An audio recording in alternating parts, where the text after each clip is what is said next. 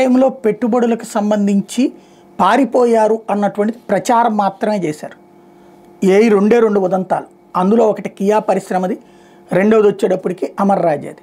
వాళ్ళిద్దరు ఇక్కడ ప్లాంట్లు ఎక్కడికి పోలా. ఇవాళకి కియా ఎక్కడికన్నా పోయిందే, అనంతపురంలో కళ్ళెదురుగున కనబడుతుంది కదా. ఎక్స్పాన్షన్ వేరే చోట్ల పెట్టుకున్నారు అంతే. బట్ వాళ్ళు పారిపోయారు అన్నటువంటి చెప్పుకొచ్చారు. బట్ ఆంధ్రాకి రావాల్సినటువంటి జిందాల్ ఇప్పుడు వస్తున్నట్ట రానట్ట. కడపతో పాటుగా విశాఖపట్నంలో జిందాల్ స్టీల్ ప్లాంట్ పెట్టడానికి ముందుకొచ్చాడు. ఆ స్టీల్ ప్లాంట్లు పెట్టాలనుకున్న జిందాల్ గురించి తీవ్రమైన కథనాలు, దారుణమైనటువంటి నెగిటివ్ అటాక్ చేసుకొచ్చారు. అదానీ గురించి దారుణమైన నెగిటివ్ అటాక్ చేసుకొచ్చారు. అంబానీ గురించి దారుణమైన నెగిటివ్ అటాక్ చేసుకొచ్చారు. నెగిటివ్ ప్రచారం చేసుకొచ్చారు. ఇప్పుడు వాళ్ళు పెడుతున్నారా? వాళ్ళు ఎంత అంటే అంతే ఉంటున్నారు.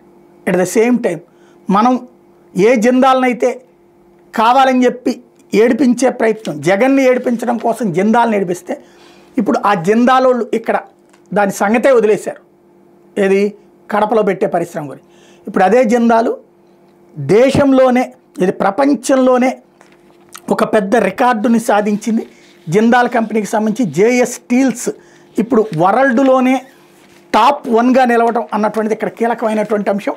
మనం పట్టించుకోనటువంటి విషయాన్ని, అంటే ప్రపంచంలోనే అత్యంత విలువైన ఉక్కు కంపెనీగా సజ్జన్ జిందాల్ నేతృత్వంలో జేఎస్డబ్ల్యూ స్టీల్ నిలిచింది. ఈ కంపెనీ మార్కెట్ విలువ 2.58 లక్షల కోట్లు, అంటే $30 బిలియన్. తద్వారా మార్కెట్ విలువలో ఆర్సెల్ఆర్ మెటల్ $24.79 బిలియన్, 2.13 లక్షలు.